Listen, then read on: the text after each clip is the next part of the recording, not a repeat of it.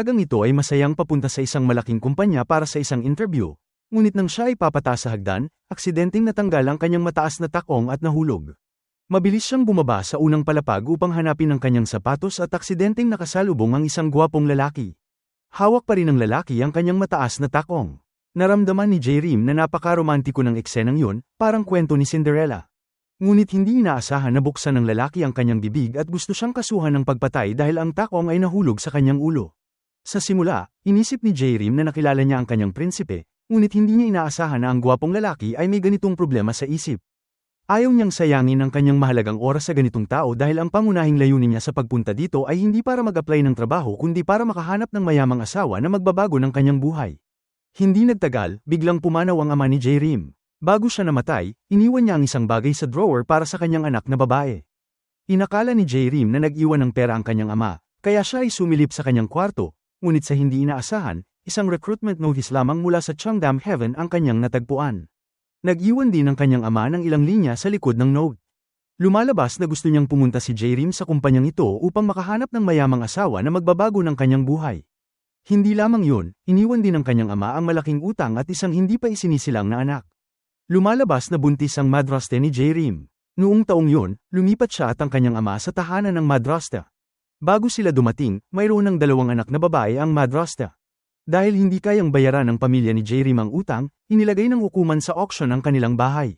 Sa huli, kinailangan nilang magrente ng bahay sa labas. Dahil kakaunti ang mga silid, kinailangan ni J-Rim matulog sa parehong kwarto kasama ang kanyang kapatid na babae. Kinailangan tanggapin ng madrasta ang panganib ng pagkakaroon ng miscarriage upang magpatuloy sa pagtatrabaho. Ngunit sobra siyang nagpakapagod at kinailangan dalhin sa ospital. Habang pinapalakas ni J-Rim ang kanyang madrasta, naisip niya ang mahihirap na araw na darating. Nakahiga ang madraste sa sahig, hawak ni J-Rim ang sanggol sa kanyang mga bisig, habang paliin na kinakain ng kapatid na si Hwajin ang gatas ng sanggol. Kung magpapatuloy ang ganitong sitwasyon, tiyak na magugutom ang buong pamilya ni J-Rim kalaunan. Sa oras na yun, naalala ni J-Rim ang recruitment notice ng Cheongdam Heaven at nagpasya siyang magtrabaho dito upang makapag-asawa ng mayamang lalaki. Pagdating sa Cheongdam Heaven, hindi maiwasan ng lahat na banggitin ang kinatawan ng kumpanya na si Moon Cha-min. Isa siyang talentado at gwapong lalaki, ngunit tila abnormal ang kanyang ugali. Sa oras na yun, iniulat ng sekretarya na nawalan ng kumpanya ng 200% noong nakaraang buwan. Nang marinig yun, agad na sinabi ni Cha-min sa sekretarya na kung may makitang empleyado na nahihirapan, dapat itaas ang kanilang sahod ng 10%. Nang dumating si J-Rim sa Cheongdam Heaven para sa interview, aksidenteng nahulog ang isang sapatos sa ulo ni Cha-min, kaya inisip niyang sinadya ni J-Rim na patayin siya. Hindi lamang yun, pinaghihinalaan din ni Cha-min na tina-target ni J-Rim ang kanyang mga ari-arian. Nang marinig yun ni J-Rim, inisip niyang baliw ang lalaki. Ayaw niyang makihalo sa kanya, kaya agad siyang humingi ng paumanhin at inangkin ang kanyang mataas na takong. Ngunit tinanggihan siya ni Cha-min. Iniisip pa niya na sinadya ni J-Rim na ihagis ang sapatos sa kanyang ulo. Ipinaliwanag ni J-Rim na dahil lamang siya ay pabaya, nahulog ang sapatos sa ulo ni Cha-min. Ngunit naniniwala pa rin si Cha-min na swerte niya at sinasadyang ihagis ni J-Rim ang sapatos sa kanyang ulo. Naramdaman ni J-Rim na kahit ano pa ang sabihin niya, hindi siya maniniwala ni Cha-min. Kaya siya mismo ang nagpakaliwanag sa ibig sabihin ng sinadya, at direktang itinulak siya. Pagkatapos, mahigpit niyang niyakap si Cha-min, na ikinagulat nito nang hindi makapagsalita. Hindi inaasahan ni J-Rim na siya pala ang kinatawan ng kumpanya. At dahil sa maling pagkaintindi kanina, tinanggihan niya ang pagkakataon ni J-Rim sa interview at pinagtawanan pa siya. Siyempre, hindi basta-basta na mabuli si J-Rim. Ipinagdasal niya na ang kulog sa maulan na araw ay tumama kay Cha-min. Hindi inaasahan, may kulog nga noong gabing yun. Nakita rin ni Cha-min na patuloy na nananambitan si J-Rim sa kanya. Kaya siya ay natakot at tumakbo papasok sa bahay. Pagkatapos, naalala ni Cha-min ang nangyari ngayong hapon. Hindi niya maiwasang ngumiti nang hindi sinasadya. Sa katunayan, palaging tinitingnan ni Cha-min ang mga babae na parang bato. Hindi siya nagmamalasakit sa pag-ibig. Ngunit mula nang makilala niya si J-Rim, nagsimulang magbago ang malamig na tao na yon. Madalas niyang iniisip si J-Rim at hindi na siya isang bato sa kanyang mata, kundi isang napakagandang babae na kaakit-akit. Gusto ni Cha-min na pigilan ang kanyang sarili na isipin si J-Rim. Kaya nagsimula siyang mag-ehersisyo, ngunit walang bisa dahil iniisip pa rin niya si J-Rim. Sinubukan niyang matulog upang makapagpahinga, ngunit naisip niyang tumatalon si J-Rim sa kama. Sa oras na yon, inisip niyang baka siya ay nabaliw na. Gusto ni Cha-min na malaman kung sino si J-Rim. Plano niyang hayaan siyang sumali sa kanyang kumpanya. Nang matanggap ni J-Rim ang tawag ni Cha-min, inisip pa rin niya na nais lang niyang manggulo. Pagkatapos, ipinaliwanag ni Chamin na nais lamang niyang anyayahan siya na magtrabaho sa kumpanya. Bagamat ayaw ni J-Rim makatrabaho ang baliw na lalaki, dahil sa pera, pumayag siya na sumama sa kumpanya ni Chamin. Pagkatapos, tinanong ni J-Rim kung ito na ba ang kanilang unang araw. Ngunit inisip ni Chamin na ito na ang unang araw na sila ay umibig, kaya hindi niya maiwasang mapula ang kanyang mukha. Matapos makumpirma ni Chamin na sasali si J-Rim sa kumpanya, tahimik siyang masayang-masaya sa loob ng mahabang panahon. Kasabay ng pagdating ng unang araw ni J-Rim sa kumpanya, nagsimulang ayusin ni Chamin ang kanyang sarili. Hindi lamang siya nagsuot ng gintong kwintas, kundi sinubukan din niya ang maraming masisikip na pantalon at sa huli ay pumili ng isang suit. Ngunit sa sandaling yon, natakot si Chamin na kung magbihis siya ng napakagandang tingnan, maaaring main love sa kanya si J-Rim. Kaya sa huli, inilabas niya ang isang gintong sinturon, dahil iniisip niyang siguradong hindi ito magugustuhan ni J-Rim. At tama nga, pinagtawanan siya ni J-Rim sa pagsusuot ng sinturon na yon. Tinawag pa niya itong sinturon ng kalinisan dahil sino mang lalaking magsusuot nito ay hindi gugustuhin lapitan ng mga babae. Sinabi rin niyang bagay kay Chamin ang sinturon ng kalinisan. Sa narinig, nainis si Chamin kaya agad niyang tinanggal ang sinturon. Kasunod nito ang seremonya ng pagpapakilala ng bagong empleyado. Matapos nito, sinimulan ni Chamin na pamunuan ang takbo ng programa. Sa oras na yon, iniisip pa rin ni J-Rim na may nakalagay na kamera sa paligid.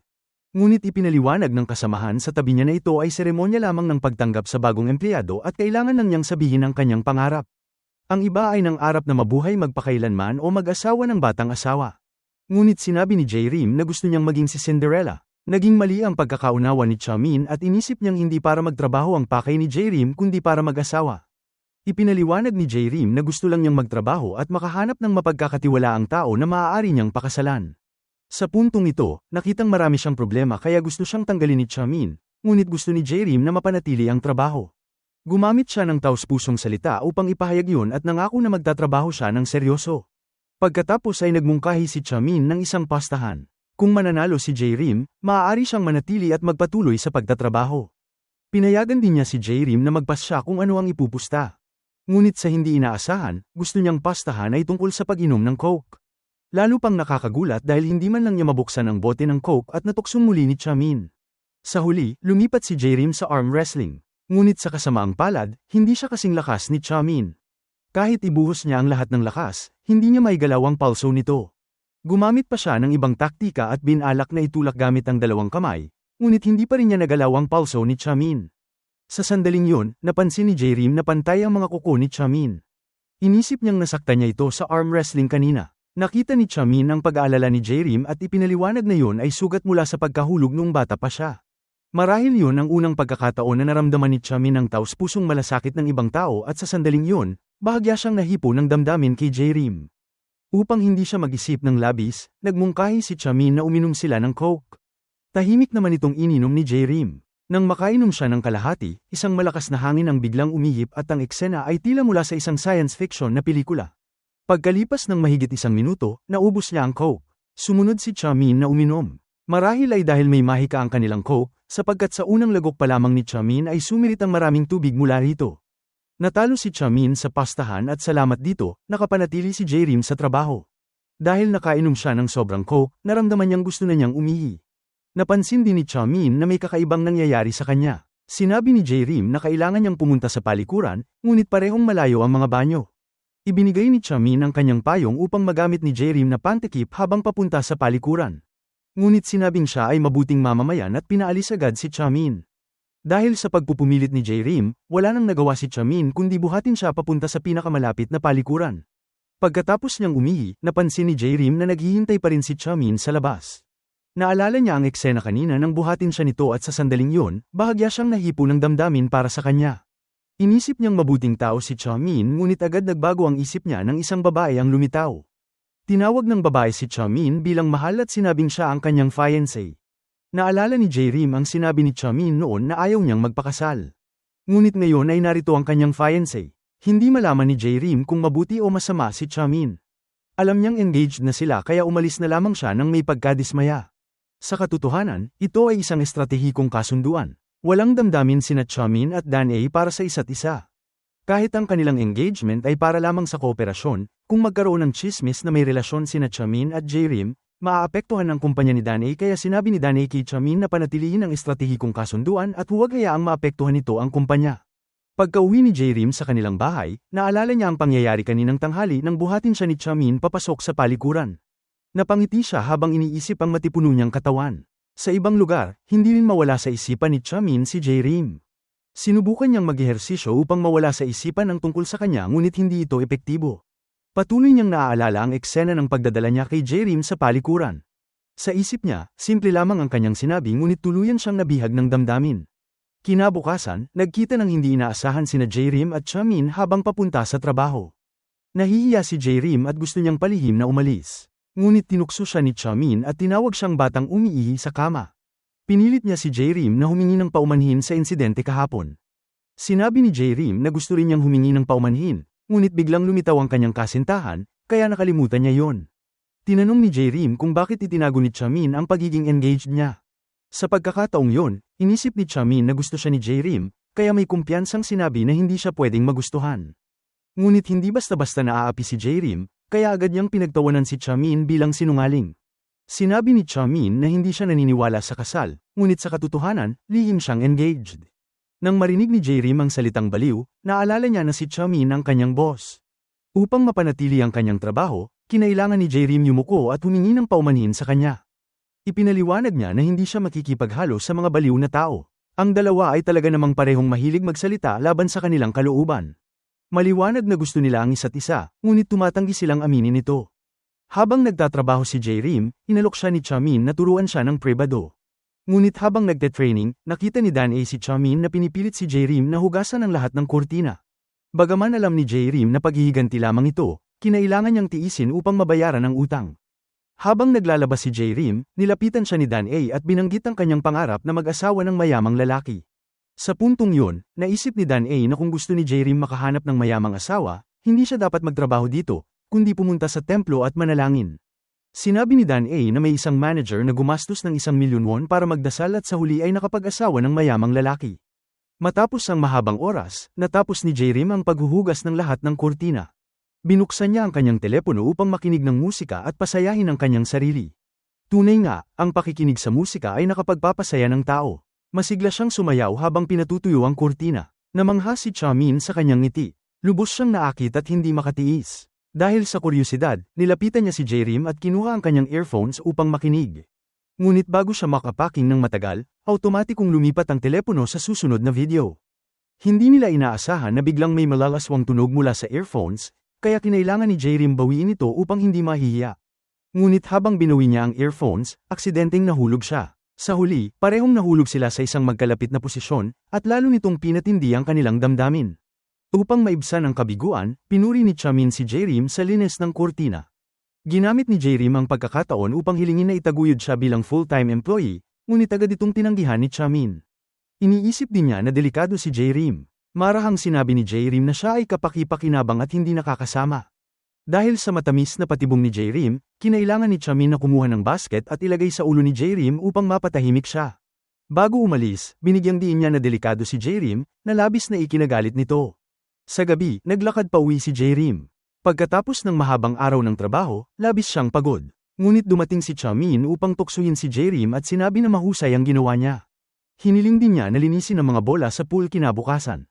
Nagalit muli si J-Rim at pumasok sa kanyang isip ang ideya ng pag-quit sa trabaho. Pagkatapos, nakatanggap siya ng mensahe ng pasasalamat mula sa kanyang tiyuhin para sa pagbabayad ng utang. Sa puntong yun, naramdaman niyang ang kanyang sahod, na sapat lamang upang bayaran ang utang, ay hindi gaanong kapaki-pakinabang. Naalala ni J-Rim ang Wishang Shrine na binanggit ni Dan A, na 1,001 lamang ang maaaring magbago ng buhay. Pumunta si J-Rim sa shrine upang manalangin. Sinabi niya sa babaeng shaman na nais niya ng mayamang asawa. Kinabukasan, pumayag si Chamin na maging full-time employee si J-Rim. Sa oras na yun, hindi lamang siya masaya kundi naguluhan rin at tinanong ang dahilan. Ngunit inisip ni Chamin na kahit maging full-time employee si J-Rim, hindi ibig sabihin ay makakahanap siya ng mayamang asawa. Naiinis si J-Rim at lumapit upang takutin siya. Marahil dahil sobrang lapit niya, muling nahulog si Chamin sa kanyang alindog. Upang kontrolin ang kanyang damdamin, sinabi ni Chamin na lumayo siya at binanggit na may kakaibang amoy ang buhok ni J-Rim. Naniniwala si J-Rim sa sinabi niya, kaya gumamit siya ng toilet deodorant bar sa kanyang sarili. Pagkatapos, tinanong niya ang kanyang katrabaho kung may amoy ba siya sa katawan. Marahil sa amoy ng toilet, sinabi ng katrabaho na bulag siya. At iyon ay dahil hindi siya naligo. Naalala ni J-Rim ang sinabi ng babaeng shaman kagabi. Kailangan lamang niyang isulat ang kanyang hiling sa isang papel. Kapag may oras siya, maaari niyang kunin at tignan ito at muling manalangin. At ang mga hiling na iyon ay matutupad. Marahil, ang kanyang sinseridad ay kumilos sa langit. Habang gumagawa ng hiling si J-Rim, may lalaking lumitaw sa labas. Isang malakas na hangin ang hamampas sa kanyang papel ng hiling sa panig ng lalaki. Ang lalaking ito ay hindi lamang matangkad kundi napakagwapo. Sa oras na yun, naramdaman ni J-Rim ang kanyang abs. Habang siya ay natatawa, nakita ni Chamin ang eksenang yun mula sa likuran. May katunggali siya. Sa sandaling yun, sigurado si J-Rim na ang gwapong lalaking ito ang kanyang magiging asawa sa hinaharap. Pagkatapos, nakita ng lalaking nagngangalang Duhong ang unang pangungusap ng kagustuhan ni J-Rim. Natakot si J-Rim na mabasa niya ang nilalaman sa likuran, kaya agad niyang inagaw pabalik ang papel. Ngunit sa pag-agaw niya, aksidenteng natanggal ang butones ni Duhong. Mabilis na humingi ng paumanhin si J-Rim, natatakot na magalit sa kanya si Duhong. Sa hindi inaasahan, hindi siya sinisi at magalang na sinabi na ayos lang yun. Kinuha ni Duhong ang karayom at sinulid upang muling tahiin ang butones. Dinilaan niya muna ang sinulid, pagkatapos ay pinasok ito sa karayom gamit ang isang mata lamang. Sa dalawang simpleng kilos na yon, lubos nang naakit si J-Rim sa kanya. Lumapit ang isang kasamahan upang batiin si Duhong, ngunit ayaw ni J-Rim na mawala ang pagkakataong makilala ang lalaki. Kaya tinawag niya ang kasamahan upang mag-usap sa labas. Habang sila ay nag-uusap, lumapit si Chamin kay Duhong. Naalala ni Chamin ang sandaling nagkaroon ng damdamin si J-Rim para kay Duhong. Sa pagkakataong yon, nagselos si Chamin. Gusto niyang paalisan agad si Duhong. Nagpakawala siya ng kidlat na tila nagsasabing hindi dapat hawakan ni Duhong ang babae ni Chamin. Nang lumingon si J-Rim, inakala niyang babatiin ni Chamin si Duhong kaya tinawag niya itong direktor. Noon lang napagtanto ni Duhong na ang lalaking nasa harapan niya ay kinatawan ng kumpanya. Pagkaraan, iminungkahi ni Chamin na ibang kasamahan na lamang ang mag-entertain kay Duhong. Ngunit para kay J-Rim, nilabag ni Chamin ang kanyang pangako kahapon na gagawin siyang opisyal na empleyado. Sa hindi inaasahan, iminungkahi ni Duhong na si J-Rim mismo ang mag-entertain sa kanya, at sinabi niyang magkakilala na sila. Sa huli, pumayag si Chamin. Ipinakilala ni Duhong ang sarili bilang pinakabatang direktor na nanalo ng parangal. Tinanong niya si J-Rim ukol sa kondisyon upang maging miyembro. Sa panghihinayang, sinabi ni J-Rim na puno na ang kasapi at kung nais niyang sumali, kailangan niyang makakuha ng paanyaya mula sa VIP na customer. Nalungkot si Duhong at magpapasyang umalis, ngunit ayaw ni J-Rim na mawala ang pagkakataon kaya pinigilan niya ito. Sinabi ni J-Rim na maaari siyang gumawa ng eksepsyon upang maging miyembro si Duhong. Hiningi niya ang pahintulot ni Chamin, ngunit inisip ni Chamin na isa lamang siyang karaniwang tao, kaya tinanggihan ang kahilingan. Ibinunyag ni J-Rim ang totoong pagkakakilanlan ni Duhong bilang direktor. Si Dan A na nasa tabi ay nag-isip na mabuti para sa kumpanya na gawing miyembro ang direktor. Nakita ni Chamin ang determinasyon ni J-Rim kaya sa huli ay pumayag siya. Nang ihatid ni J-Rim si Duhong palabas, sinadya ni Chamin na sundan sila mula sa likuran. Dahil nakatayo siya ng sobrang lapit kay J-Rim, bumilis ang tibok ng puso ni Chamin. Sinabi pa niya na kakaiba ang amoy ni J-Rim at itinulak siya patungo kay Duhong. Nang muling suportahan ni Duhong si J-Rim, galit na galit si Chamin at hindi makapagsalita. Pinuri pa ni Duhong si J-Rim sa kanyang mabangong hininga at inayos pa ang buhok sa kanyang mukha. Sa oras na yun, nagsisi si Chamin na itinulak si J-Rim kanina. Magaling makipag-usap si Duhong, bago siya umalis, nagbigay ito ng candy kay J-Rim at nag-ayos ng pagkikita sa bagong member party sa weekend. Upang pigilan si J-Rim sa pagdalo sa party ni Duhong, sinadya ni Chamin na bigyan siya ng mahalagang proyekto. Pinapako at isinabit niya ng bagong mga pintura na dapat tumugma sa tema ng maling pagkakataon. Kapag natapos niya ang gawain, saka lamang siya makakadalo sa party. Ibinigay ni Chamin ang business card ng pintor. Ngunit para kay J-Rim, mahirap ang gawain sa pagpipinta kaya hiningi niyang baguhin ang proyekto. Subalit natatakot si Chamin na mahulog ang loob niya kay J-Rim kaya pinigilan siya. Sa huli, tinanggap ni J-Rim ang proyekto. Hiningi ni J-Rim sa pintor na matapos ang obra bago mag-weekend ngunit sinabi ng pintor na matagal ang paggawa nito kaya tumanggi siya. Matalino si J-Rim at gumamit lamang ng ilang salita upang kumbinsihin ang pintor na bilasan ang paggawa. Kinabukasan, marami silang natapos na gawain. Ngunit nakatanggap si J-Rim ng tawag mula sa kabilang panig na nagsasabing tumakas ang pintor. Nang matagpuan siya ni J-Rim, iminungkahi ng pintor na itigil na ang kanyang karera bilang alagad ng sining. Pinayuhan siya ni J-Rim na kahit pagod, huwag lisanin ang pangarap dahil pagsisisihan niya ito habang buhay. Sa katotohanan, dating mahusay na pintor si J-Rim ngunit dahil walang pera para sa matrikula, kinailangan niyang isuko ang pangarap. Pagkatapos ng payo ni J-Rim, nagpas siyang itigil pa rin ng pintor ang pagpipinta. Kaya si J-Rim na mismo ang tumapos ng obra. Kinabukasan, nahirapan si Chamin na paniwalaan na natapos ni J-Rim ang gawain. Sa huli, pumayag si Chamin at sinabi sa kanya na maghanap na agad ng asawa at umalis sa kumpanya. Sa oras na yon, iniisip pa rin ni J-Rim na galit sa kanya si Chamin. Kaya sinabi niya sa kanya na umalis. Ngunit sa katotohanan, natatakot siya na kung mananatili si J-Rim, hindi niya makokontrol ang kanyang sarili at may ibig sa kanya. Pagkatapos, sinabi ni Chamin kay J-Rim na magbihis ng kaunti upang pumunta sa party. Pinaalalahanan din niya ito na huwag magbihis ng labis, na para makahanap ng mabuting asawa. Sa huli, lumabas si J-Rim at labis itong hamalina kay Chamin. Sa kanyang mga mata, tanging si J-Rim lamang ang nakikita. Ngunit sa mata ni J-Rim, tanging si Du-hong lamang ang nakikita. Tahimik siyang lumapit sa tabi ni Du-hong. Galit si Chamin at uminom na lamang ng tubig upang maitago ang kanyang damdamin. Pagkatapos, lumipat si J-Rim at Du-hong sa ibang mesa upang batiin ang lahat. Nang marinig ni Du-hong na ang babaeng si Gayang ay anak ng representative ng Ansan Electronic, agad siyang nagpakita ng kakaibang ekspresyon. Tinanong ni Gayang si Du-hong kung sino ang naganyaya sa kanya upang maging miyembro ng grupo. Samantala, sinabi ni Dan A na dahil sa pagpapakilala ni J-Rim, pinayagan ni Chamin si Du-hong na maging miyembro. Nagpatuloy si Gayang sa pagtatanong tungkol sa relasyon ni Du-hong at J-Rim. Ngunit sinabi ni Du-hong na isang beses lamang niya nakilala si J-Rim at wala silang relasyon. Nang marinig ni J-Rim ang sagot ni Du-hong, napangiti siya ng medyo nakakailang. Ngunit napansin ni Gayang na gusto ni J-Rim mag-asawa ng mayamang lalaki, kaya mas naging masigasig siya. Pinagtawanan ni Gayang si J-Rim at sinabi na kung kailangan niya ng pera, maaari siyang magtrabaho sa kanyang kumpanya. Ngunit para sa dangal, mariing tinanggihan ni J-Rim at sinabi na gusto niyang magtrabaho. Upang patuloy na mapahiya si J-Rim, sinabi ni Gayang na kunin niya ang isang baso ng tubig. Dahil empleyado si J-Rim, kailangan niyang magdala ng inumin para sa mga bisita. Ngunit nang dalhin ni J-Rim ang isang tasa ng mint chocolate, nagreklamo si Gayang na hindi masarap ang inumin at itinutulak siya palayo. Sa natural na reflex, nang mahulog si J-Rim, mahigpit niyang hinawakan ang kamay ni Gayang at sa huli, parehong nahulog sila sa lupa. Sa pagkakataong yon, binigyan ni Du-hong si Gayang ng panyo at tinulungan siyang tumayo. Ang mas nakagugulat pa ay sinabi ni Du-hong na kasalanan ni J-Rim yon. Sa puntong yon, naunawaan ni J-Rim ang lahat. Ito ay dahil inisip niyang si Du-hong ang kanyang magiging asawa, at alam din niyang ang layunin lamang nito sa kanya ay upang makapasok sa club. Nagkunwari si Du-hong na mabait at tinulungan si J-Rim na tumayo. Ngunit sa huling sandali, tinulak ni Chamin ang kamay ni Du-hong. Inabot ni Chamin si J-Rim upang tulungan siyang tumayo. Hindi nagatubili si J-Rim na hawakan ang kamay ni Chamin. Kahit na sina Dan A at Chamin ay strategic partners lamang, wala talaga silang damdamin sa isa't isa. Ngunit alam ng lahat na si Dan A ang fiancé ni Chamin. Kaya ang ginawa ni Chamin ay parang sinisira ang reputasyon ni Dan A. Labis na nagalit si Dan A at sinampal siya. Pagkatapos umalis si Dan A, ipinagbihis ni Chamin ng coat si J-Rim sa harap ni Du-hong. Hinawakan din niya ang kamay ni J-Rim at umalis sa harap ni Du-hong, na labis na ikinagalit nito. Pagkatapos, sinala ni J-Rim kay Chamin kung kumusta si Dan A. Sinabi ni J-Rim na maayos siya, kaya hindi niya kailangan mag-alala. Pag-alis ni Chamin, ipinaliwanag niya kay J-Rim ang tungkol sa kasal na pabor sa negosyo. Sinabi rin niya na walang pagmamahalan sa pagitan niya at ni Dan A. Hinabol ni Chamin si Dan A sa lobby at tinanong kung bakit siya sinampal. Sinabi ni Dan A na hindi niya matiis ang paraan ni Chamin sa pag-aalaga kay J-Rim.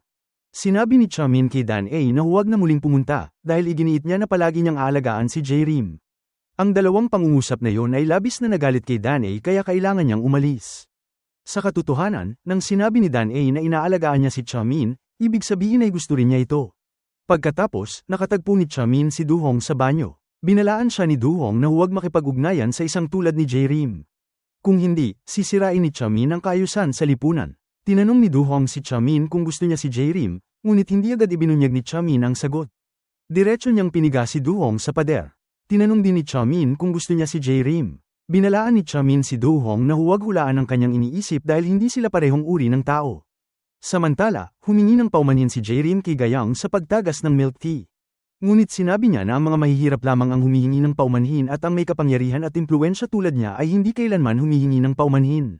Pinagtawanan din ni Gayang si J-Rim na kahit anong pilit niya, hindi niya mababago ang kanyang kahirapan.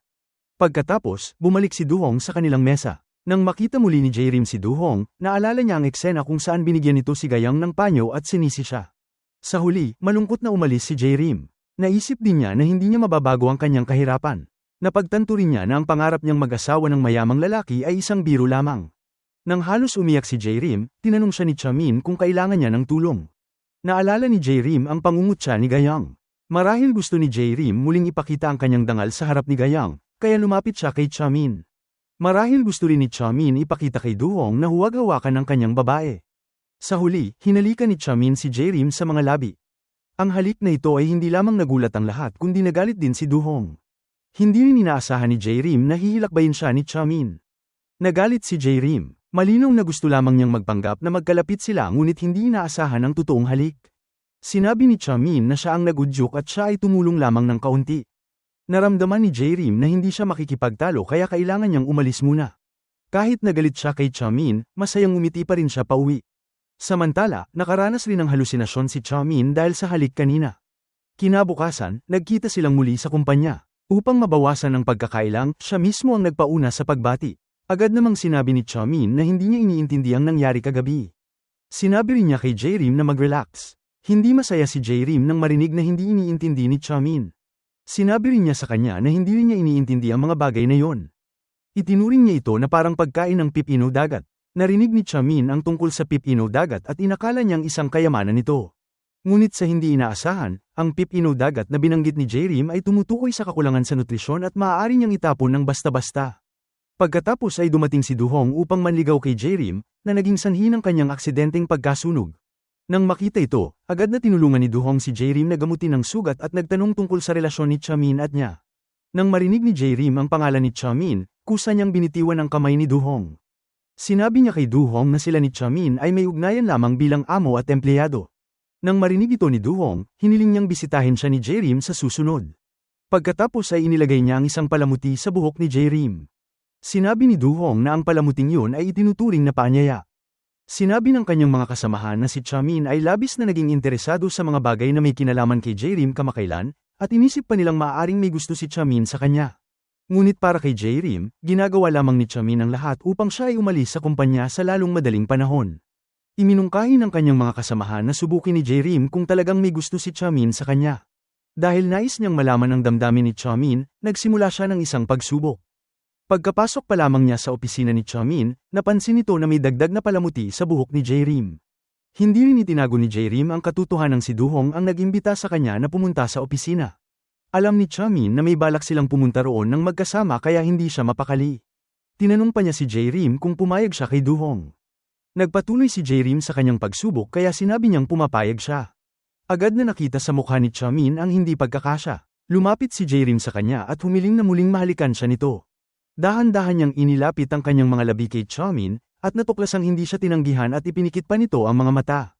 Upang ipagpatuloy ang eksperimento, nagpas siyang halikan talaga ni J-Rim si Chamin. Ngunit sa huling sandali, natauhan si Chamin at itinulak siya palayo. Pagkatapos ay inutusan niya si J-Rim na maghanda ng mabuti at pumunta sa opisina ni Duhong. Tinanong ni J-Rim kung talagang nais ni Chamin na gawin niya yon, ngunit tumango pa rin si Chamin bilang kumpirmasyon. Dinala pa niya si J-Rim upang pumili ng mga damit. Ang kanyang mga kilos ay nagbigay kay J-Rim ng impresyon na nais niyang pumunta talaga siya. Nais umalis ni J-Rim mula sa tindahan, ngunit hinila siya pabalik ni Chamin at tinanong kung bakit. Sinabi ni J-Rim na sapat na ang kanyang kagandahan kaya hindi na niya kailangan ang mga yon. Ngunit sinabi ni Chamin na ang mabuting impresyon ng dahilan kung bakit magkakagusto sa kanya si Duhong. Dahil sa pahayag na yon, naging tiyak si J-Rim na wala talagang gusto si Chamin sa kanya. Sumukat si J-Rim ng maraming klase ng damit, ngunit binatikos ni Chamin ang bawat isa na sinuot niya. Inisip pa nitong hindi nababagay sa kanya ang estilo. Gayunpaman, binili pa rin ni Chamin ang lahat ng damit na isinuot ni J-Rim. Napakarami nito kaya halos hindi nakasya sa taxi. Sa huli, nag-iwan siya ng mensahe sa isang papel na nais niyang isuot ni J-Rim ang pinakamagandang estilo upang makita niya. Talagang tuso si Chamin, sadyang pinasuot ni J-Rim ng hindi angkop na mga damit para makipagkita kay Duhong. Kinabukasan, inimbitahan si J-Rim sa opisina ni Duhong. Pagkatapos ay naglabas ito ng script at hiniling na iguhit niya ang eksena. Sinabi ni Duhong na kapag magkasama sila, dapat nilang gawin ang kanilang gusto. Biglang naalala ni J-Rim na sinabi rin ni Chamin ang ganitong mga salita. Hindi natuwa si Duhong nang binanggit niya ang ibang lalaki. Hinila niya si J-Rim palapit sa kanya at sinabihang huwag nang banggitin si Chamin sa harap niya sa hinaharap. Ipinahayag din ni Duhong na may gusto siya kay J-Rim. Samantala, nakarinig si Chamin ng impormasyon mula sa isang kasamahan. Alam niyang hindi mabuting tao si Duhong. Madalas daw itong pumupunta sa mga club na may magagandang babae. Nag-alala si Chamin na baka may mangyaring masama kay J-Rim kaya nagmadali siyang pumunta sa opisina ni Duhong. Nais ni Du-hong na halikan si Jae-rim, ngunit sa sandaling yun, si Chamin lamang ang iniisip niyang halikan. Nang malapit na silang maghalikan, biglang narinig ang pagalulong ng tiyan na nagpahinto sa kilos ni Du-hong. Isang lalaki ang biglang lumitaw sa silid, at ito pala ay kapatid ni Du-hong. Ang layunin ng kanyang pagpunta roon ay upang humingi ng pera kay Du-hong. Natakot si Du-hong na mapahiya siya sa harap ni Jae-rim kaya agad niyang tinanong ang kanyang kapatid na lumabas. Tumanggi ang kapatid niyang umalis at inilabas nito ang isang pulang aklat na inilapag sa harap ni Jae-rim. Sinabi ng kapatid ni Du-hong na kumita siya ng malaking halaga sa pagsusulat ng aklat na yun at ginamit ang pera upang magpanggap bilang direktor. Inakala ni Du-hong na sasampalin siya ni Jae-rim ng batikos bilang manloloko. Ngunit sa hindi inaasahan, hindi siya sinermonan ni Jae-rim, bagkus ipinagtanggol pa siya sa harap ng kapatid nito. Nakikita ni Jae-rim na si Du-hong ay kumita gamit ang sarili niyang kakayahan, na walang mali. Sa kabaligtaran, ang nakikitang problema ay ang paggamit ng kapatid sa kahinaan ng nakababatang kapatid upang makapanloko ng pera. Naramdaman ni Du-hong na pinahiya siya ng kanyang kapatid sa harap ni Jae-rim, kaya pinalabas niya ito sa silid. Pagkatapos ay humingi si Du-hong ng paumanhin sa panlilinlang kay Jae-rim at hiniling na huwag nitong sabihin sa Cheongdam Heaven ang tungkol dito. Nagulat si Jae-rim at nagtanong kung bakit. Dahil tanging mahuhusay na tao lamang ang tinatanggap ng Cheongdam Heaven, natakot si Du-hong na kung malaman nila ang nangyari, babawiin ang kanyang pagiging kasapi. Sa huli, pumayag si Jae-rim sa kahilingan ni Du-hong at tinulungan pa siyang matutong tanggapin ang kanyang sarili. Pagkatapos ay pinunasan niya ang alikabok sa aklat nito. Nang ibalik niya ang libro kay Du-hong, sinabi niya na isa itong natatanging tao. Maaaring unang gusto lamang ni Du-hong gamitin si Jae-rim. Ngunit sa ngayon, sa ekspresyon ni Du-hong, marahil ay tuluyan na siyang umibig kay Jae-rim. Sa wakas, naghintay si Chamin na bumaba si Jae-rim. At agad niya itong tinawagan. Labis siyang nag-alala at nais malaman kung ano ang nangyari sa opisina. Ngunit hindi maintindihan ni Jae-rim ang ginawa ni Chamin. Malinaw na itinutulak siya ni Chamin kay Du-hong, ngunit ngayon ay tinawagan siya upang hanapin. Dahil labis siyang pagod, isinara ni Jae-rim ang telepono. Labis na nalito si Chamin nang isara ni Jae-rim ang tawag. Kinabukasan, pumunta si Dan-e sa kumpanya upang hanapin si Jae-rim. Ipinahayag din ni Dan-e kay Jae-rim ang tungkol sa pastahan kay Chamin. At ang kanilang pastahan ay kung makakakilala ba si Jae-rim ng mayamang lalaki o hindi. Tinanong ni Jae-rim kung bakit hindi siya pwedeng pag-usapan sa pastahan. Sinabi ni Dan-e na nakipag-date na si Jae-rim sa maraming lalaki. At na si Chamin ang unang humalik kay Jae-rim sa party upang sell-ocean si Du-hong. Ginawa yun ni Chamin upang makapag-asawa si Jae-rim kay Du-hong. Pagkatapos, humingi ng paumanhin si Dan-e kay Jae-rim sa ngalan ni Chamin sa pagiging bastos sa party. Alam ni Jae-rim na parang laruan lamang siya, kaya nakipagtalo siya kay Dan-e. Sinabi niya sa kanya na mahusay humilik si Chamin. Labis-labis na nagalit si Dan-e. Nang makita ni Chamin na hindi masaya si Jae-rim, tinanong niya kung ano ang nangyari kahapon sa studio ni Du-hong. Malinaw na siya ang unang humilik kay Jae-rim. Pumayag pa nga siyang pumunta si Jae-rim sa studio ni Du-hong. Ngunit ngayon, tinanong niya kung ano ang nangyari doon. Naramdaman ni Jae-rim na lahat ng ginawa ni Chamin ay biro lamang. At sinabi ni Chamin na inuuna ni Jae-rim ang sariling interes. Iniisip niya na ginawa niya yon para sa kabutihan ni Jae-rim. Pagkatapos, humingi ng paumanhin si Chamin sa hindi pag-aalaga sa iniisip ni Jae-rim. Ngunit malinaw na sinabi ni Jae-rim na hindi niya tatanggapin ang maling kabaitan na yon. Sinabi niya kay Chamin na huwag makialam sa kanyang personal na buhay. Dahil nagalit si Dan-e dahil kay Jae-rim at ayaw kumain, inutusan niya ang kanyang tiyuhin na bumili ng tinapay sa Namsen. Sinabi rin niya sa tiyuhin na ibalik ito bago magsara ang panaderya. Alam ng tiyuhin na may kinalaman ang galit ni Dan-e kay Jae-rim. Kaya dinala niya si Jae-rim. Sa oras na yon, hindi makontak ni Jae-rim ang kanyang matalik na kaibigan. Natakot ang matalik niyang kaibigan na si Sunjong na may mangyari kay Jae-rim. Kaya pumunta siya sa kumpanya upang hanapin si Jae-rim. Nagkataon, nakasalubong niya si Chamin. Sinabi niya kay Chamin na hindi niya makontak si Jae-rim. Naalala ni Chamin na sinabi ni Jae-rim na huwag makialam sa kanyang personal na buhay. Kaya agad siyang kumilos na parang wala siyang pakialam. Sa kabutihang palad, hindi masyadong matalino ang dalawang tiyuhin ni Dan-e. Hindi nila itinago ang telepono ni Jae-rim kundi lumabas lamang para sa merienda sa hating gabi. Pagkatapos, sumigaw si Jae-rim ng utos at binuksan ang kanyang telepono. Inutusan niya ang telepono na tawagan si Sunjong. Nang marinig ni Chamin na kinidnap si Jae-rim, agad siyang tumakbo sa kinaroroonan nito. Ngunit nang bumalik ang dalawang tiyuhin, pinilit nila si Jae-rim na pumirma ng kasunduan upang iwan ang Cheongdam Heaven. Ngunit sa mga panahong yon, mahirap humanap ng trabaho. Matatag na tumanggi si Jae-rim na pumirma. Nang makita ng tiyuhin na matigas ang ulo ni Jae-rim, inilabas niya ang hair clipper upang takutin siya. Sa kabutihang palad, dumating si Chamin sa huling sandali. Nakita ni J-Rim na dumating si Chamin upang iligtas siya at ngumiti ng may ginhawa. Ginamit ni Chamin ang payong upang harapin ang dalawang tiyuhin. Hindi sila kalaban ni Chamin. Sa loob lamang ng ilang minuto, madaling natalo sila ng mga ito. Tumakbo si Chamin at niyakap si J-Rim. Sa pamamagitan nito, natanto ng dalawa ang damdamin ng isa't isa. Nais ipahayag ni Chamin ang damdamin niya kay J-Rim, ngunit wala siyang lakas ng loob. Sa huli, pinaalalahanan niya lamang siyang mag-ingat sa kalsada. Pagdating nila sa sasakyan, sinisigawan ni Chamin ang kanyang sarili sa pagiging duwag. Sa oras na yun, naalala ni J-Rim ang eksena kung saan iniligtas siya ni Chamin.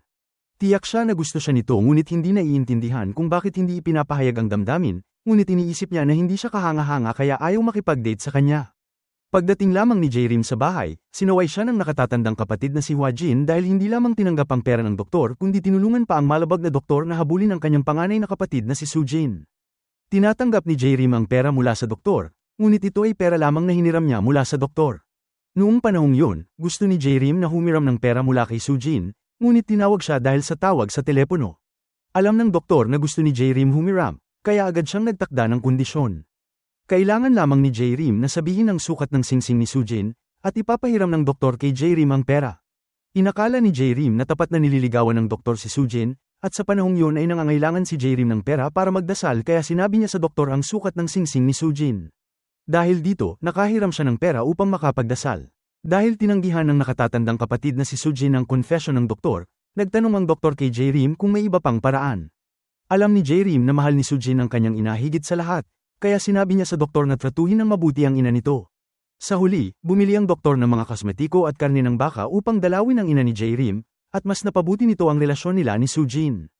Hindi inaasahan ni J-Rim na habang nililigawan ng doktor si Soo-jin, nililigawan din niya ang ibang babae. Sa panahong yun, hindi lamang inisip ng pangalawang kapatid na si Hwa-jin na makasarili si J-Rim, kundi sinisipan nito si J-Rim sa lahat. Kinailangan ng ina na patigilin ang kanilang pagtatalo. Kailangan din niyang akuin ang sisi, ngunit inakala ni Hwa-jin na hindi dapat tulungan ng kanilang ina si J-Rim. Inisip din niyang hindi tinitingnan ni J-Rim ang mga ito bilang kamag-anak. Sa oras ding yun, naniwala si J-Rim na hindi siya itinuring ng mga ito bilang pamilya. Naramdaman niyang parang pulubi siya, nakatira sa bahay na yun. Ganap na itinanggi ng pahayag na ito ang mahigit 10 taon ng pagpapalaki ng kanyang madrasta. Naramdaman ni Hwa-jin na sobra ang mga sinabi ni J-Rim kaya sinampal niya ito. Sinabi pa niyang umalis na si J-Rim sa bahay na yun. Dahil wala nang ibang mapuntahan si J-Rim, bumalik siya sa dati niyang bahay. Hindi lamang malamig ang bahay na yon, kundi wala ring tubig para maligo. Kinabukasan, gumamit ng iba't ibang dahilan si Chamin upang turuan ang kanyang mga tauhan ng isang teknik sa pagtatanggol sa sarili. Ngunit sa katotohanan, gusto ni Chamin na matuto si J-Rim kung paano iligtas ang sarili. Ngunit kalahating oras na huli si J-Rim sa trabaho. Sa kanyang paliwanag, nalaman ni Chamin na lumipat siya ng tirahan. Pagkatapos nito, tinuruan niya si J-Rim ng sining ng pagtatanggol sa sarili. Una, sinabi ni Chamin kay J-Rim na kumilos na parang manyak, saka siya tuturuan ng depensa. Sunod, niyakap ni Chamin si J-Rim na parang manyak, na nagpasikdo sa tibok ng kanilang mga puso. Upang kontrolin ang sarili, itinulak ni Chamin si J-Rim sa lupa nang walang pag-iingat. Sumakit ang lalamunan ni J-Rim dahil sa lakas ng pagtulak sa kanya. Ngayon ay si Chamin naman ang kumilos na parang manyak upang gantihan ang nangyari. Anabangan ni J-Rim ang pagkakataon at itinulak si Chamin nang hindi ito nakatingin. Nakita niyang nakaganti siya at ngumiti ng kontento. Pagkatapos, pinag-usapan ni Chamin ang kahalagahan ng kalamnan sa likod at pinahipo kay J-Rim ang lakas niya. Habang ginagawa ito, muling hinanap ni Do-hong si J-Rim. Sinadya niyang banggitin ang nangyari kahapon sa harap ni Chamin, at sinabing masaya sila ni J-Rim sa Vogue Studio. Hiniling ni Do-hong na kausapin si J-Rim ng pribado. Hindi nais ni J-Rim na ipagpatuloy ang ensayo, kaya pumayag siya sa alok ni Do-hong. Sa huli, pinanood na lamang ni Chamin ang kanilang pag-alis, galit na gusto niyang paghiwalayin si Do-hong sa katawan nito. Sa pagkakataong yon, formal na nagkumpisal si Do-hong kay J-Rim. Ngunit iniisip ni J-Rim na hindi niya nauunawaan kung anong uri ng babae siya. Kung alam ni Do-hong ang kasalukuyan niyang kalagayan, hindi sana ito nagkusang magpahayag. Samantala, nagkaroon si Chamin ng imahinasyon na naghalikan sina Do-hong at J-Rim sa studio. Nagsisi siya sa kanyang naging pasya. Ginamit ni Chamin ang dahilan na malubhas siyang nasaktan ni J-Rim sa ensayo upang makausap ito. Sinabi ni J-Rim na sa ensayo ay dapat mukhang totoo ang kilos. Sinadya rin niyang banggitin na nagkumpisal si Do-hong. Nang marinig ni Chamin ang salitang pag-amin, agad niya itong tinutulan. Itinuro niya na sinungaling si Do-hong at madalas na hindi tumutupad sa salita. Sa puntong yun, nakita rin ni J-Rim na may katotohanan ang sinabi ni Chamin. Maliwanag na magkaiba ang kapaligirang kinalakhan ni Jae-rim at ni Do-hong, ngunit nais pa rin ni Do-hong na magpahayag sa kanya. Iniisip ni Cha-min na hindi malaking usapin ang pagkakaiba ng kanilang pinagmulan, at dahil dito, inisip ni Jae-rim na tatanggapin din ni Cha-min ang ibang babae. Ngunit hindi ito inamin ni Cha-min, at sinabi pa niya kay Jae-rim na huwag nang lumapit kay Do-hong. Nais sana ni Cha-min na ipahayag ang kanyang nararamdaman kay Jae-rim, ngunit sa mahalagang sandali, hindi niya ito nasabi. Bigla namang inanyayahan ni Jae-rim si Cha-min na manatili sa kanyang bahay ng isang gabi. Lumabas na gusto ni Jae-rim na tiyakin kung kayang manatili ni Cha-min sa mahirap na kapaligiran. Nang dumating si Cha-min sa bahay ni Jae-rim, nakita niyang walang laman ang lugar. Ang pinakamapansin ay ang kanyang kama. Sinabi ni Jae-rim na lumaki siya sa ganitong uri ng pamumuhay. Ngunit iniisip ni Cha-min na kasalanan ni Jae-rim ang kahirapan. Tinanong niya kung bakit umalis si Jae-rim sa dati niyang tirahan. Sinabi ni Jae-rim na isa siyang masamang anak, isang sakim at walang silbi na babae, at ang pananatili sa bahay ay magdudulot lamang ng pabigat sa kanyang pamilya. Tinulungan siya ni Cha-min na mapaglabanan ng sakit na yon, at maliwanagan tungkol sa sarili. Napagtanto ni Jae-rim na maaari rin pala siyang maging isang anak na mahal. Nais lamang pala niyang marinig mula sa iba na isa siyang cute na anak, kahit nagpapanggap siyang hindi kailangan ng ganoong salita. Sa oras ng pag-aliw, tumulo pa rin ang kanyang luha. Dahil dito, nadiskubre ni Jae-rim na may dahilan si Cha-min kung bakit hindi niya inaamin ang kanyang damdamin, na siyang naging dahilan ng pagkaantala sa pag-amin. Samantala, hinanap ni Hwa-jin ang doktor upang ipaghiganti si Soo-jin. Sinabi ni Hwa-jin na hindi masarap ang baka na dinala niya. Hindi inaasahan, sinabi ng doktor na ang baka ay binili ni Jae-rim. At ang mga produktong pampaganda para sa kanyang ina ay binili rin ni Jae-rim. Natakot si Jae-rim na hindi nila ito tatanggapin, kaya hiniling niya sa doktor na ibigay na lamang sa kanya. Nang malaman ni Hwa-jin ang katotohanan, napagtanto niya na nagkamali siya sa pag-unawa kay Jae-rim. Sa kabilang banda, si Cha-min, upang patunayan na kaya niyang manatili doon ng isang gabi, matatag na tumangging umalis. Ngunit habang magkatabi silang nakaupo, tumunog ang telepono upang ipaalam na magkakaroon ng snowstorm sa loob ng ilang oras. Sa huli, kinailangan ni Cha-min dalhin si Jae-rim sa kanyang bahay. Pagdating nila sa bahay, ang unang nais gawin ni Jae-rim ay maligo ng mainit. Sa kalagitnaan ng pagligo, napagtanto ni Jae-rim na hindi niya alam kung paano patayin ang gripo. Kaya kinailangan niyang hilingin kay Cha-min na patayin ito para sa kanya. Matapos patayin ng tubig, muling naakit si Cha-min sa mukha ni Jae-rim. Natakot siyang hindi makontrol ang sarili, kaya sinubukan niyang umalis. Ngunit nang tumayo siya, nadulas siya. Ang hindi inaasahang pangyayari ay nagdulot ng pagbagsak ni Jae-rim rin. Na aksidenteng nagdulot ng halik sa kanila. Lumihis si Jae-rim upang maiwasan ang sitwasyong parehong nahihiya. Sinubukan pa ring kontrolin ni Cha-min ang sarili, ngunit hindi niya maiwasang halikan si Jae-rim. Pumikit din si Jae-rim upang namnamin ang hindi inaasahang halik. Pagkatapos, tumawag si Hwa-jin kay Jae-rim. Inanyayahan din siya sa bahay upang kumain ng baka. Sa oras na yon, inisip pa rin ni Cha-min na si Do-hong ang tumawag upang pigilan si Jae-rim sa pagpunta sa bahay ni Do-hong. Nais ni Cha-min na panatilihin siya, ngunit aksidenteng nahila ang kanyang bathrobe. Nagpagod siya kay Jae-rim na huwag pumunta sa bahay ni Do-hong. Nang ipaliwanag ni Jae-rim, alam ni Cha-min na pupunta lamang si Jae-rim sa bahay upang kumain ng baka. Sa oras na yon, nasa labas pa si Jae-rim sa pinto, umaasang lalabas si Cha-min upang panatilihin siya. Ngunit inisip niya na hindi siya kasing halaga ng baka. Sa wakas, bumalik si Jae-rim sa bahay, at nakita niyang medyo lasing na ang kanyang dalawang kapatid na babae. Pagkatapos, hinila siya ng kanyang ina at tinanong kung seryoso siya nung sinabi niyang hindi sila pamilya. Sa katunayan, naramdaman ni Jae-rim na hindi sila maaaring maging tunay na pamilya. Kaya sadyang kumikilos siya na parang ekstrang miyembro lamang sa pamilya. Humingi ng paumanhin si Jae-rim sa kanyang ina para sa kanyang pagkakamali. Ngunit inisip ng kanyang ina na kahit may nagawang mali si Jae-rim, kamag-anak pa rin siya ng kanyang ina at mga kapatid na babae. Matapos magtiwala ang buong pamilya sa isa't isa, inayos nila ang kanilang dating relasyon. Humingi rin ng paumanhin si Jae-rim sa kanyang panganay na kapatid na si Soo-jin. Ngunit inisip ng panganay na kapatid na walang kinalaman sa kanya ang usaping ito dahil siya ang umiibig sa doktor. Sa huli, nagkasundo ang buong pamilya. At ang pangalawang kapatid na si Hwa-jin ay nagbiruin kay Jae-rim tulad ng dati. Samantala, pumunta si Cha-min sa ospital upang bisitahin ang kanyang ama. Ngunit ang unang sinabi sa kanya ng ama ay alalahanin ang sakit na idinulot ng ina ni Cha-min na malinaw na patunay. Nang bata pa siya, narinig ni Cha-min ang kanyang lola na sinasabing may relasyon ang kanyang ina at balak tumakas kasama ang kanyang kasintahan. Nang hinabol siya ni Cha-min, aksidenteng nahulog siya, na nagdulot ng hindi ganap na paggaling ng kanyang mga kuko. Ito rin ay nag-iwan ng malaking sugat sa puso ni Cha-min.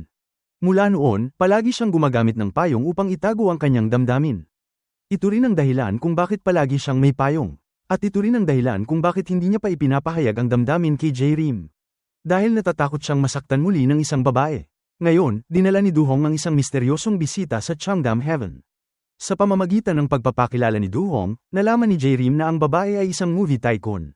Nilagyan na ng kumpanya ng dekorasyon ng Christmas tree isang linggo na ang nakararaan. Nakita ni J-Rim na napakaganda ng puno at ngumiti siya ng maliwanag. Ngunit tiningnan siya ni Chamin na may ekspresyon ng nais magmahal ngunit natatakot magmahal.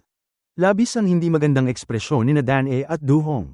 Nais ni Dan-e at Gayang na saktan si J-Rim. Kaya direktang binuhusan ni Gayang ng tubig si J-Rim. At pinilit pa silang linisin agad. Ngunit hindi nagalit si J-Rim. Tahimik niyang inilabas ang mop upang linisin ang sahig. Mas marami pang tubig ang ibinuhos ni Gayang sa mop ni J-Rim. Hindi na matiis ni J-Rim. Kaya inilabas niya ang kanyang patpat upang takutin si Gayang. Natakot si Gayang at tumakbo lamang sa tabi ni Du-hong. Ngunit sa pagkakataong ito, hindi siya tinulungan ni Du-hong kundi itinutulak ang kamay niya. Tinuro ni Du-hong na walang mali sa pagtatanggol ni J-Rim sa sarili. Iniisip pa niya na si Gayang ang mali. Pagkatapos, ipinaliwanag ni Du-hong sa harap ng lahat na hindi siya niloko ni J-Rim kundi siya ang palaging nagustuhan niya. Nagulat ang lahat sa pag-amin ni Du-hong. Siyempre, ganoon din si Chamin.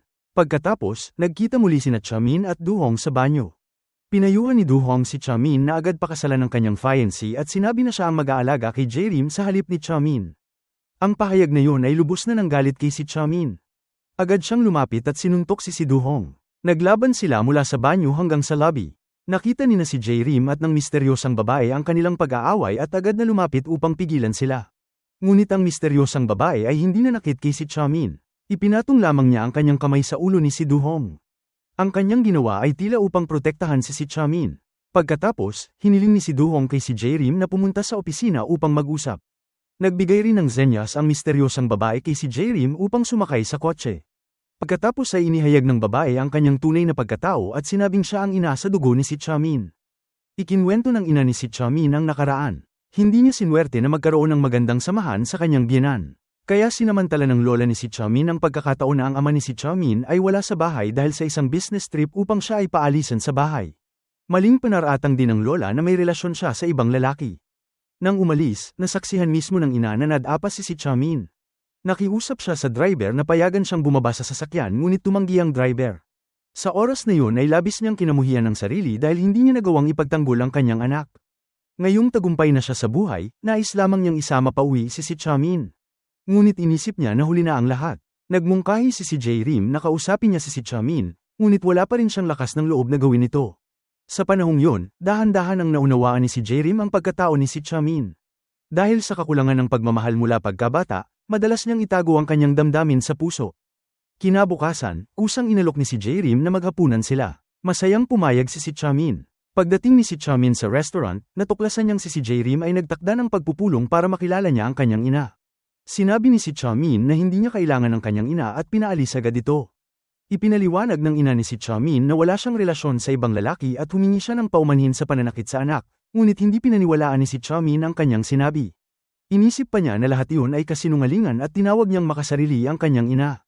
Para sa kanya, bumalik lang ang ina upang humingi ng karagdagang kabayaran. Kahit taimtim na humihingi ng tawad ang ina ni si Chamin, tumanggi pa rin siyang maniwala. Umalis si Chamin sa restaurant. Lumapit si J-Rim upang siya ay aluin at pinaalalahanan siyang maunawaan ang kanyang ina. Pinayuhan siyang huwag magduda sa pagmamahal ng kanyang ina, ngunit tumanggi si Chamin na maniwala pa sa pag-ibig. Niyakap ni si J-Rim si Chamin at pinayuhan siyang maramdaman ang ganitong uri ng pagmamahal. Kahit may pagmamahalan na hindi masabi sa salita, ito ay tiyak na nananatili sa puso. Sa pamamagitan ng payo ni si J-Rim, nagsimulang maunawaan ni si Chamin ang paghihirap ng kanyang ina. Dahan-dahan siyang pinakalma ni si J-Rim. Itinapon ni si Chamin ang payong, tanda ng kanyang pagbitaw sa sakit ng nakaraan. Pagkatapos ay nagsalo sila ng inumin. Hindi sigurado si Chamin kung patatawarin niya ang kanyang ina dahil para sa kanya ay kaawa-awa ang kanyang ama. Ngunit para kay si J-Rim, mas kaawa-awa ang ina dahil minamaliit siya ng kanyang anak. Naisip ni si Chamin na tama ang sinabi ni si J-Rim. Pagkatapos ng maraming pinagdaanan, tinanong niya kung nagbago na ba ang pangarap ni si J-Rim na maging Cinderella. Laking gulat niyang hindi pa rin ito nagbago. Nang magtanong ng masinsinan si Chamin, nalaman niyang minsan ay nangarap si J-Rim na maging isang dakilang artista. Ngunit dahil sa kalagayan ng pamilya, napilitan siyang isuko ang pangarap. Hinikayat siya ni si Chamin na magtiyaga, ngunit sa ngayon nais lamang ni si J-Rim na maging Cinderella. Nais niyang tanggapin ang tunay na pag-ibig at mamuhay ng masaya kasama ang minamahal. Sinabi ni si Chamin kay si J-Rim na siya ay mahusay at maganda. Inakala ni si J-Rim na lasing siya kaya ganoon ang papuri. Pagkatapos ay tinanong ni si Chamin kung ano ang nais niyang maintindihan tungkol sa kanya noon. Naalala ni si J-Rim ang pagiging spoiled ni si Chamin at nakaramdam siya ng hiya. Sa huli, nagsimula na ang kanilang matatamis na tagpo. Nang ihatid ni si Chamin si J-Rim pauwi, hinintay niyang makapasok siya sa bahay bago lumisan. Pagkauwi niya, naalala niya ang pagyakap at masayang sayaw ni si J-Rim. Kinabukasan, muli silang nagkita. Subalit sa oras na yon, isang batang pilyo ang nagtutok ng baril na pumuputok ng tubig sa kanila at nagsimulang magpaulan ng tubig. Agad na binuksan ni si Chamin ang payong upang harangan ito. Ngunit sinabi ni si J-Rim na hindi niya kailangang palaging magdala ng payong upang ipagtanggol ang mundo dahil nakakapagod mamuhay sa ganoong paraan. Naengganyo si Chamin sa sinabi ni si J-Rim kaya ibinigay niya ang payong upang ito na ang mag-ingat. Kinagabihan, bumili si Chamin ng mga regalo at bulaklak upang makita si J-Rim. Ngunit sa daan ay nakasalubong niya si Dan-A. Nakita ni si Dan-A ang mga bagay na dala ni si Chamin. Inamin ni si Chamin na gusto niya si J-Rim. Nang malaman ito ni si Dan-A, sinabi niyang sisirain niya si J-Rim. Nang paalis na si Dan-A, pinigilan siya ni si Chamin. Tinanong niya si Dan-A kung ano ang dapat niyang gawin upang mapatawad nito si J-Rim. Kinabukasan, nalaman ni si J-Rim na si Dan-A at si Chamin ay ikakasal. Hindi makapaniwala si J-Rim na ang lalaking malapit sa kanya kahapon ay ikakasal na sa ibang babae ngayon. Sa oras na yun, dumating si Du-hong at hinila si J-Rim palayo. Sinabi ni si Du-hong na huwag hayaang linlangin siya ni si Chamin. Ibinigay ni si Du-hong kay si J-Rim ang isang tiket pang eroplano. Sinabi niya kay J-Rim na tumigil sa kanyang trabaho at sumama sa kanya. Dahil si Hong ay naghahanda upang dumalo sa isang film festival sa Berlin, inimbitahan niya si J-Rim na sumama sa isang business trip upang mag-aral ng isang buwan. Ngunit hindi pa nakapagdesisyon si J-Rim. Pakiramdam niya na baka hindi siya karapat-dapat kay Chamin. Samantala, si Chamin ay nanonood sa kanyang fiancé na sinusubukan ang wedding dress ng walang kasiyahan. Dahil dito, hindi natuwa si Dan-A. Ang pinilit na kapalaran ay kadalasan hindi kumpleto. Sa oras na yun, umiiyak pa rin si J-Rim dahil sa pagwawalang bahala ng mga lalaki. Samantala, dinala ni Sujin ang kanyang kasintahang doktor sa bahay. Lumalabas na ang lahat ng nangyari noon ay isang hindi pagkakaunawaan lamang. Ang taong minamahal niya magpakailanman ay si Sujin lamang. Nag-iisip pa rin si J-Rim kung pupunta ba siya sa Berlin upang ituloy ang kanyang karera o hindi. Nang dumating ang doktor upang hanapin siya, nais ni J-Rim malaman kung paano niya nakuha si Sujin pabalik. Sinabi ng doktor na nais niyang tuparin ang pangarap ng isa, at higit sa lahat, alam niyang mabuti rin siya.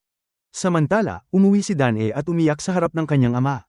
Kahit na talaga niyang gusto si Chamin, kapag iniisip niyang pakasalan ng isang malamig na tao, hindi pa rin niya matanggap dahil palaging tinatrato siyang parang prinsesa. Nais din niyang makahanap ng isang taong tunay na magmamahal sa kanya. Kinabukasan, nang pumunta si J-Rim sa trabaho, nakita niyang nakasara ang pinto ng kumpanya at lahat ay naghihintay sa labas. Nang tumawag siya, nalaman niyang nag-e-enjoy ang lahat ng kanilang day off. Ang mga salita ng doktor ay nagbigay ng lakas ng loob kay J-Rim, kaya mas naging kumpiyansa siya. Nais niyang umamin kay Chamin, ngunit nang binuksan niya ang pinto, nakita niya ang sugat sa gilid ng bibig ni Chamin. Napakalamig ni Chamin sa kanya. Nang sabihin ni J-Rim na nais ni Du-han na iwan niya ang trabaho at sumama sa Berlin, hindi tumutol si Chamin, kaya lubos na nadismaya si J-Rim. Kailangan niyang sumuko bago pa man siya makapagpahayag ng damdamin. Idinagdag pa ni Chamin na kasama niya lamang siya upang maglaro. Umupo si J-Rim sa pintuan na may sakit sa puso. Lumabas na noong isang araw, habang umiinom mag-isa si Chamin, biglang pumasok ang isang grupo ng mga tao at sinira ang club. Ang leader ay ama ni Dan-A. Matapos sabihan si Chamin, dumating ang ama ni Chamin. Sinabi ni Chamin na hindi niya kayang mabuhay nang wala si J-Rim. Ngunit inisip ng ama ni Chamin na minahal lamang siya ni J-Rim para sa pera at balang araw ay iiwan siya. Sinabi pa ng ama ni Chamin na wala nang sinuman sa mundong ito ang magmamahal sa kanya. Tumingin si Chamin sa scarf na iniwan ni J-Rim sa kanyang bahay. Nais lamang niya na maging masaya siya. Kinabukasan, hindi pa rin maialis ni J-Rim ang sakit sa kanyang damdamin, at biglang nakatanggap siya ng package. Nagulat siya sa larawan sa loob. Ito ay larawang iginuhit ni J-Rim noong siya ay bata pa. Ipininta niya ang sarili na nakasakay sa puting kabayo. Noong huling pagpunta ni Chamin sa kanyang lumang bahay, kinuha niya ito sa basurahan. Pinakiusapan ni Chamin ang isang tao na ibalik ang larawan. Nakita ni J-Rim ang mensahe na iniwan niya sa papel, na sinasabi na palagi siyang magiging isang kabalyero. Naalala ni J-Rim noong bata pa siya ang eksena kung saan iniwan siya ng kanyang ina para sa iba. Noon ay inisip niya na hindi siya mamahalin tulad ng ibang mga bata. Mula noon, lalo pang naging malabo ang kanyang pag-iral. Nang namatay ang ama ni J-Rim, nagkubli siya sa likod ng pader at tahimik na umiyak. Ang dahilan kung bakit palaging hinahamak ni J-Rim ang sarili at hindi naglakas loob na umamin kay Chamin ay dahil hindi niya alam kung paano mahalin ang sarili. Sa katunayan, mula pagkabata, alam ni J-Rim na ang prinsipe na sasamahan siya sa buong buhay niya ay siya lamang ang makakaya. Anuman ang uri ng tao, kailangan mong matutong mahalin ang sarili at magkaroon ng tapang na mabuhay. Kinabukasan, sinubukan niyang maging mas masaya. Ngunit alam niya na pinalaya si Chamin sa bahay dahil sa pagwawakas ng engagement at nasira ang Changdam Heaven. Binayaran ni J-Rim ang tiket ng eroplano ni Do-hong at tinanggihan ang kabutihang loob nito. Ngayon, mas matapang na si J-Rim, kinuha niya ang paintbrush at sinimulan ang kanyang pangarap. Ngunit paminsan-minsan, lumilitaw pa rin ang imahe ni Chamin sa tabi niya. Iniisip din niya si Chamin na nakikiusap sa istasyon ng subway. Sa una, ayaw niyang makialam sa buhay niya. Ngunit nang maalala ang magagandang alaala ng kanilang panahon, hindi sinasadyang pumunta siya sa pintuan ng Changdam Heaven at pumasok. Natuklasan ni J-Rim ang isang palihim na tao. Hinampas niya ito gamit ang patpat. Ngunit lumalabas na ito ang lalaking palaging naaalala niya. Nang buksan niya ang ilaw, sa wakas nakaharap ni J-Rim ang kanyang damdamin. Sinabi niya kay Chamin ng direkta na gusto niya siya. Kahit na wala na siyang anumang ari-arian sa kasalukuyan, binigyan siya ni Chamin ng lakas at kumpiyansa. Sa wakas, ipinahayag ni Chamin ang kanyang pagmamahal. Sa kanyang mga mata, ang lahat ng iba pa ay mga bato lamang. Si J-Rim lamang ang nagpapakilig sa kanyang puso. Sa wakas, nagkasama silang muli. Pagkatapos, pumunta si Chamin upang makita ang kanyang ama. Sinabi niya na kahit wala na siyang ari-arian, mayroon pa rin siyang isang taong nagmamahal sa kanya. Handa na siyang iwan ng kanyang ama upang simulan ang sariling karera. Sa pagkakataong ito, pumunta si Chamin upang magpaalam lamang sa kanya. Ngunit bago siya makalayo, tinawag siya ng kanyang ama pabalik upang pamunuan ang negosyo ng pamilya. Dahil, bumalik ang batang kasintahan ng kanyang ama. Nais din niyang makipag-date. Sa oras na ito, matagumpay din ang karera ni J-Rim. Ang kanyang eksena sa pelikula ni Do-hong ay pinuri ng direktor ng Animasayon. Kaya inimbitahan siyang lumahok sa paggawa ng Animasayon. 6 na buwan pagkatapos, malapit ng manganak ang kanyang madrasta. Inilabas pa ni Hwa-jin ang portrait ng kanilang ama upang palakasin ang loob ng kanilang ina. Bilang resulta, nagkaroon ng ina ng isa pang anak na babae. Naging negosyante si J-Rim. At ang Animasayon na kanyang sinalihan ay naging malaking tagumpay. Dito nagtatapos ang pelikula ngayon. Pinapakita ng serye na ang tunay na pag-ibig at tagumpay ay hindi nakukuha sa plano, pagpapanggap, o pag-asa sa mayaman, kundi sa pagiging totoo sa sarili, pagtanggap sa mga kahinaan, paghilom sa mga sugat ng nakaraan, at pagsisikap na tumayo sa sariling paa, dahil sa huli, mas mahalaga ang tiwala sa sarili, pagiging totoo, at sariling kakayahan kaysa sa paghihintay sa isang perpektong prinsipe na magliligtas sa atin sa kahirapan. Maraming salamat po sa patuloy na pagsuporta sa Nilagang Mani. Hanggang sa muli. Kung nagustuhan mo ang aral sa istorya na to, huwag kalimutang mag-subscribe sa channel at pindutin ang notification bell para lagi kayong updated sa mga susunod nating uploads.